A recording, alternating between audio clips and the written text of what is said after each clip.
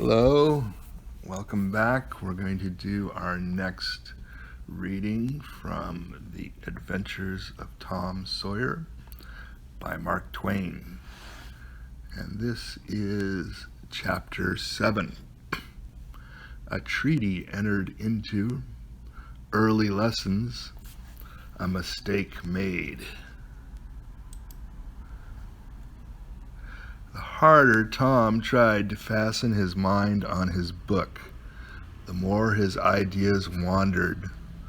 So at last, with a sigh and a yawn, he gave it up. It seemed to him that the noon recess would never come. The air was utterly dead. There was not a breath stirring. It was the sleepiest of sleepy days. The drowsing murmur of the 25 studying scholars soothed the soul like the spell that is in the murmur of bees. Away off in the flaming sunshine, Cardiff Hill lifted its soft green sides through a shimmering veil of heat, tinted with the purple of distance. A few birds floated on lazy wing high in the air. No other living thing was visible, but some cows, and they were asleep. Tom's heart ached to be free, or else to have something of interest to do to pass the dreary time. His hand wandered into his pocket, and his face lit up with a glow of gratitude that was prayer, though he did not know it. Then furtively, the percussion cap box came out. He released the tick and put him on the long, flat desk. The creature probably glowed with a gratitude that amounted to prayer too at this moment, but it was premature, for when he started thankfully to travel off, Tom turned him aside with a pin and made him take a new direction. Tom's bosom friend sat next to him, suffering just as Tom had been, and now he was deeply and gratefully interested in this entertainment in an instant. This bosom friend was Joe Harper. The two boys were sworn friends all the week and embattled enemies on Saturdays. Joe took a pin out of his lapel and began to assist in exercising the prisoner. The sport grew in interest momently. Soon Tom said that they were interfering with each other and neither getting the fullest benefit of the tick. So he put Joe's slate on the desk and drew a line down the middle of it from top to bottom. "Now," said he, "as long as he is on your side, you can stir him up and I'll let him alone.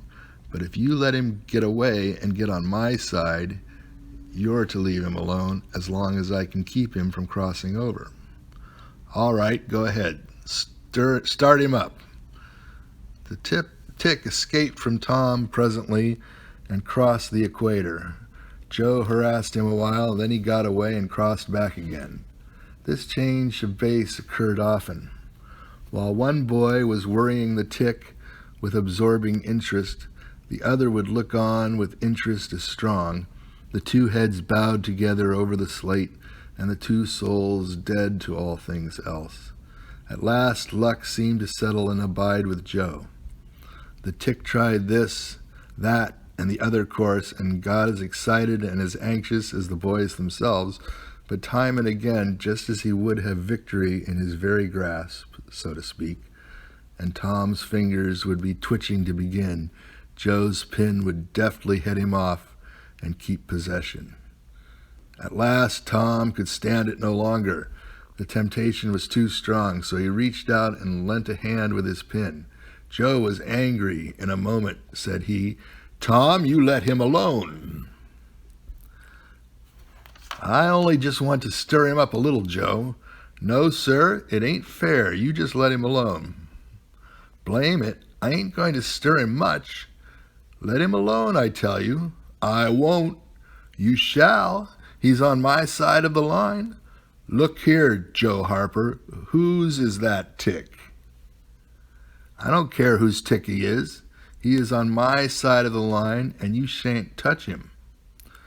"Well, I'll just bet I will, though. He's my tick, and I'll do what I blame pleased with him, or die. A tremendous whack came down on Tom's shoulders and its duplicate on Joe's, and for the space of 2 minutes the dust continued to fly from the two jackets and the whole school to enjoy it. The boys had been too absorbed to notice the hush that had stolen upon the school a while before, when the master came tiptoeing down the room and stood over them. He had contemplated a good part of the performance before he contributed his bit of variety to it.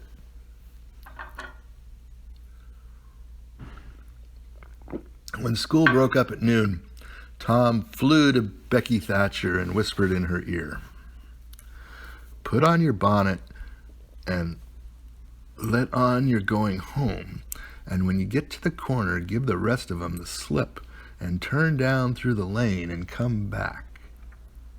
I'll go the other way and come it over 'em the same way." So they went off with one group of scholars and the other with another. So the one went off with one group of scholars and the other with another. In a little while the two met at the bottom of the lane, and when they reached the school they had it all to themselves. Then they sat together with a slate before them, and Tom gave Becky the pencil and held her hand in his, guiding it, and so created another surprising house. When the interest in art began to wane, the two fell to talking.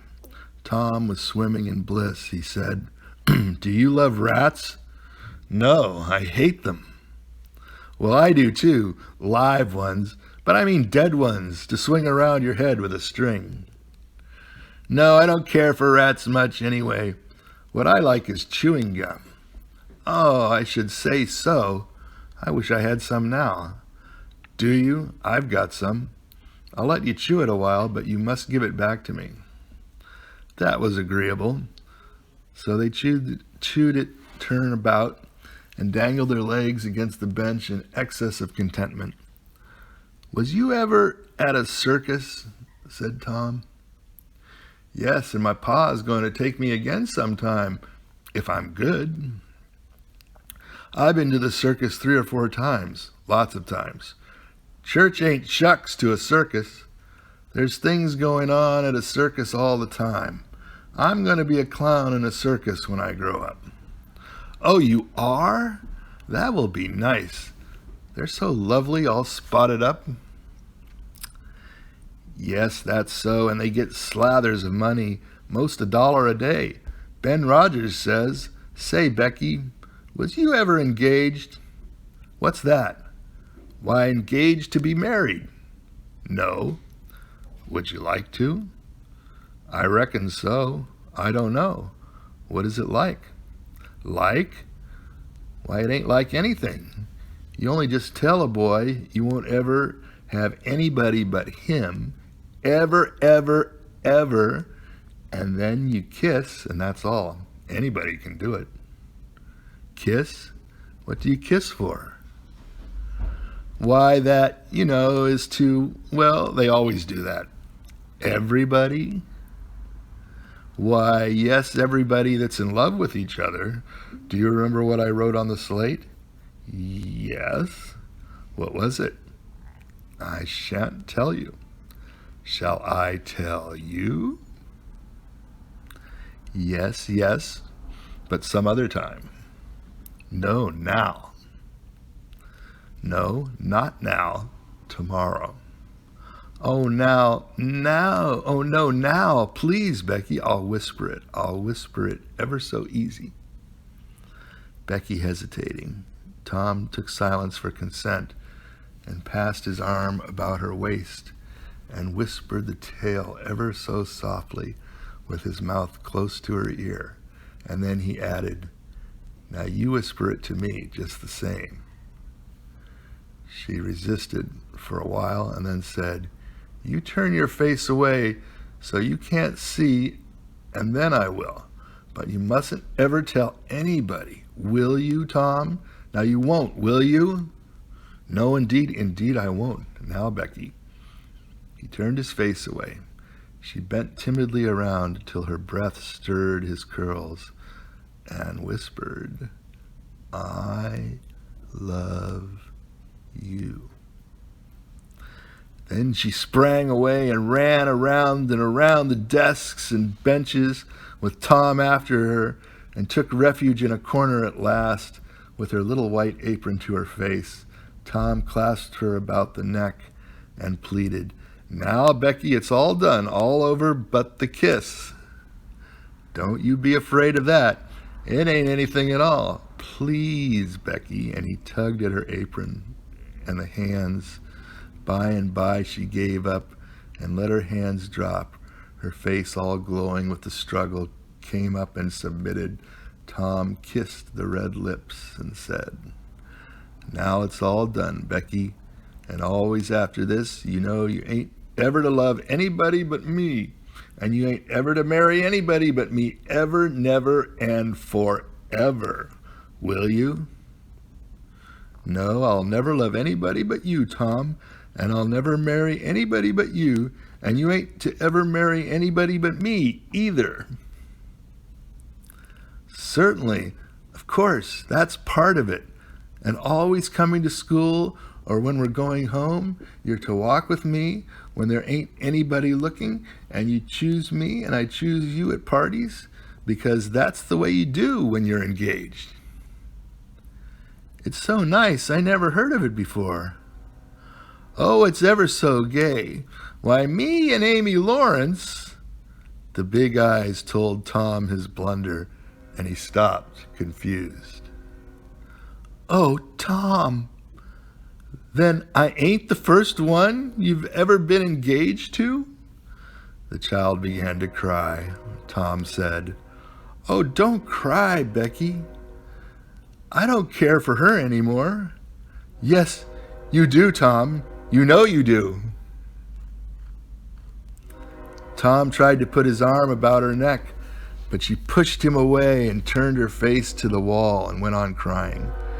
Tom tried again with soothing words in his mouth and was repulsed again. Then his pride was up, and he strode away and went outside. He stood about, restless and uneasy for a while, glancing at the door every now and then, hoping she would repent and come to find him, but she did not. Then he began to feel badly and fear that he was in the wrong. It was a hard struggle with him to make new advances now, but he nerved himself to it and entered. She was still standing back there in the corner, sobbing, with her face to the wall. Tom's heart smote him. He went to her and stood a moment, not knowing exactly how to proceed. Then he said, hesitatingly, "Becky, I don't care for anybody but you." No reply, but sobs. "Becky," pleadingly, "Becky, won't you say anything?" More sobs. Tom got out his chiefest jewel, a brass knob from the top of an andiron, and passed it around her so that she could see it, and said, "Please, Becky, won't you take it?" She struck it to the floor. Then Tom marched out of the house and over the hills and far away, to return to school no more that day. Presently Becky began to suspect. She ran to the door. He was not in sight. She flew around to the play yard. He was not there. Then she called, "Tom! Come back, Tom!" She listened intently, but there was no answer. She had no companions but silence and loneliness.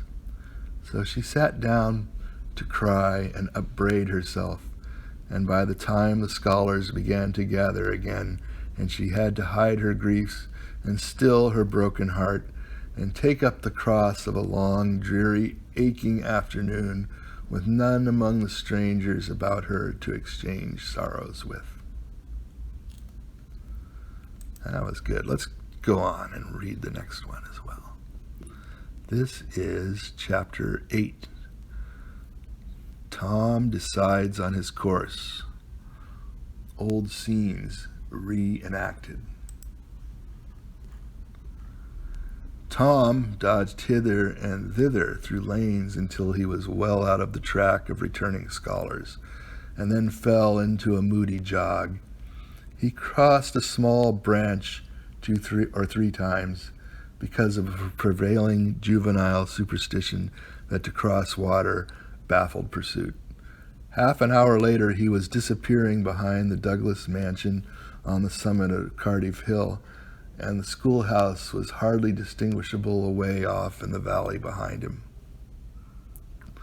He entered a dense wood, picked his pathless way to the center of it, and sat down on a mossy spot under a spreading oak. There was not even a zephyr stirring. The dead noonday heat had even stilled the songs of the birds.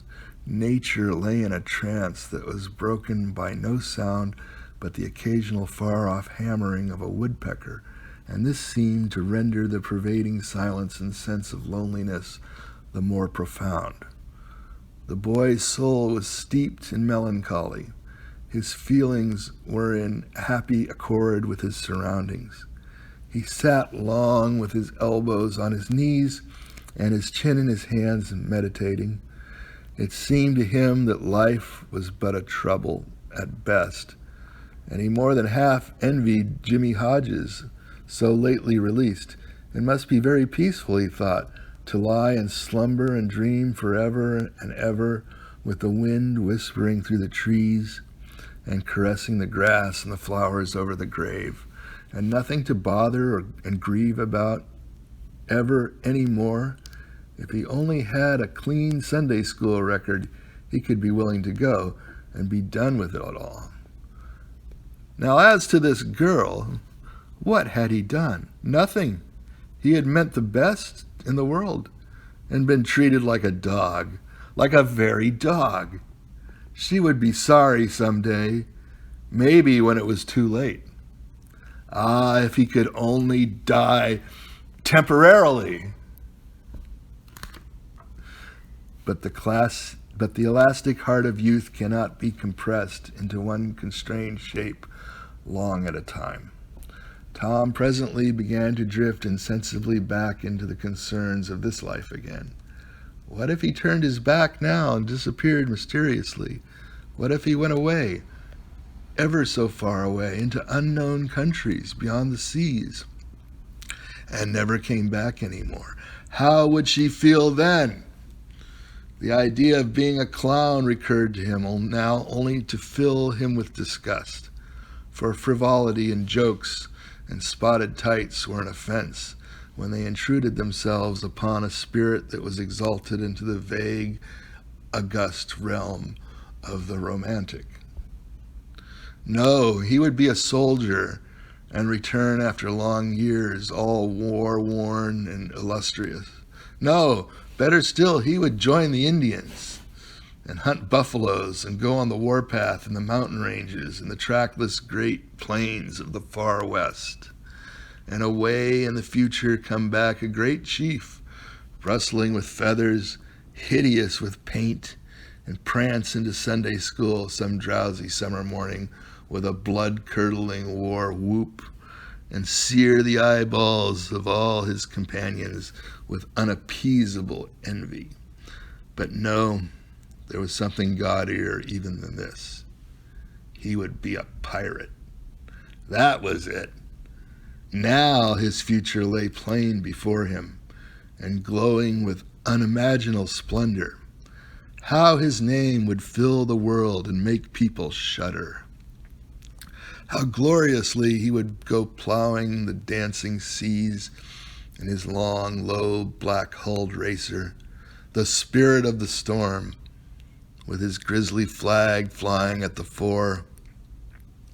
And at the zenith of his fame, how he would suddenly appear at the old village and stalk into church, brown and weather-beaten, in his black velvet doublet and trunks, his great jack boots, his crimson sash, his belt bristling with horse pistols, his crime-rusted cutlass at his side, excuse me, his slouch hat with waving plumes, his black flag unfurled, and the skull and crossbones on it, and hear with swelling ecstasy the whisperings.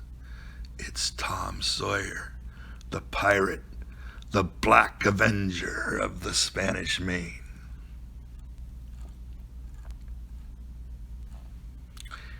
Yes, it was settled. His career was determined. He would run away from home and enter upon it. He would start the very next morning. Therefore, he must now begin to get ready. He would collect his resources together. He went to a rotten log near at hand and began to dig under one end of it with his Barlow knife. He soon struck wood that sounded hollow. He put his hand there and uttered this incantation impressively. What hasn't come here, come. What's here, stay here. Then he scraped away the dirt and exposed a pine shingle. He took it up and disclosed a shapely little treasure house whose bottom and sides were of shingles. In it lay a marble. Tom's astonishment was boundless. He scratched his head with a perplexed air and said, Well, that beats anything. Then he tossed the marble away pettishly and stood cogitating. The truth was that a superstition of his failed here, which he and all his comrades had always looked upon as infallible. If you buried a marble with certain necessary incantations and left it alone a fortnight, and then opened the place with the incantation he had just used, he would find that all the marbles you had ever lost had gathered themselves together there, meantime, no matter how widely they had been separated. But now this thing had actually and unquestionably failed. Tom's whole structure of faith was shaken to its foundations. He had many a time heard of this thing succeeding, but never of it failing before. It did not occur to him that he had tried it several times before himself, but could never find the hiding place as afterward. He puzzled over the matter some time, and finally decided that some witch had interfered and broken the charm. He thought he would satisfy himself on that point, so he searched around till he found a small sandy spot with a little funnel-shaped depression in it. He laid himself down and put his mouth close to this depression and called, Doodlebug, doodlebug, tell me what I want to know. Doodlebug, doodlebug, tell me what I want to know. The sand began to work, and presently a small black bug appeared for a second and then darted under again in a fright. He dasn't tell, so it was a witch that done it. I just knowed it. He well knew the futility of trying to contend against witches, so he gave up discouraged. But it occurred to him that he might as well have the marble he had just thrown away, and therefore he went and made a patient search for it, but he could not find it. Now he went back to his treasure house and carefully placed himself just as he had, standing when he tossed the marble away. Then he took another marble from his pocket and tossed it in the same way, saying, Brother, go find your brother. He watched where it stopped and went there and looked, but it must have fallen short or gone too far, so he tried twice more. The last repetition was successful. The two marbles lay within a foot of each other. Just here a blast of a toy tin trumpet came faintly down the green aisles of the forest. Tom flung off his jacket and trousers, turned a suspender into a belt, raked away some brush behind the rotten log, disclosing a rude bow and arrow, a lathe sword, and a tin trumpet, and in a moment had seized these things and bounded away, bare-legged, with fluttering shirt. He presently halted under a great elm, blew an answering blast, and then began to tiptoe and look warily out this way and that. He said cautiously to an imaginary company, Hold, my merry men, keep hid till I blow. Now appeared Joe Harper, as airily clad and elaborately armed as Tom. Tom called, "Hold! Who comes here into Sherwood Forest without my pass?" "Guy of Gisborne wants no man's pass. Who art thou that darest to hold such language?" said Tom, prompting, for they talked by the book from memory. "Who art thou that darest to hold such language?" "I, indeed. I am Robin Hood, as thy caitiff carcass soon shall know." Then art thou indeed that famous outlaw? Right gladly will I dispute with thee the passes of the merry wood. Have at thee!" They took their lathe swords, dumped their other traps on the ground, struck a fencing attitude, foot to foot, and began a grave, careful combat. 2 up and 2 down. Presently Tom said, "Now if you've got the hang, go it lively." So they went it lively, panting and perspiring with the work. By and by Tom shouted, "Fall, fall! Why don't you fall?" "I shan't. Why don't you fall yourself? You're getting the worst of it." "Why, that ain't anything. I can't fall. That ain't the way it is in the book. The book says, 'Then with one backhanded stroke he slew poor Guy of Gisborne.' You're to turn around and let me hit you in the back." There was no getting around the authorities, so Joe turned, received the whack, and fell.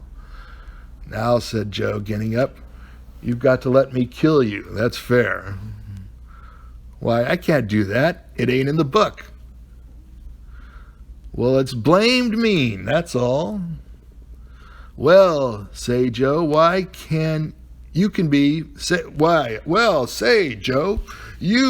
Friar Tuck or Muck, the miller's son, and lam me with a quarterstaff, or I'll be the sheriff of Nottingham, and you be Robin Hood a little while and kill me." This was satisfactory, and so these adventures were carried out. Then Tom became Robin Hood again, and was allowed to be the treacherous nun to bleed his strength, away through his neglected wound. And at last, Joe, representing a whole tribe of weeping outlaws, dragged him sadly forth, gave his bow into his feeble hands, and Tom said, "Where the arrow falls, then bury poor Robin Hood under the greenwood tree." Then he shot the arrow and fell back and would have died, but he lit on a nettle and sprang up too gaily for a corpse. The boys dressed themselves, hid their accoutrements, and went off grieving that they were no outlaws anymore, and wondering what modern civilization could claim to have done to compensate for their loss. They said they would rather be outlaws a year in Sherwood Forest than President of the United States forever. All right. Thanks for listening, and everybody who's listening to this replay, thanks for that too. I will be reading more soon. If you want to know when that's happening, you can follow me, and I appreciate you listening in. Thanks very much. Bye-bye.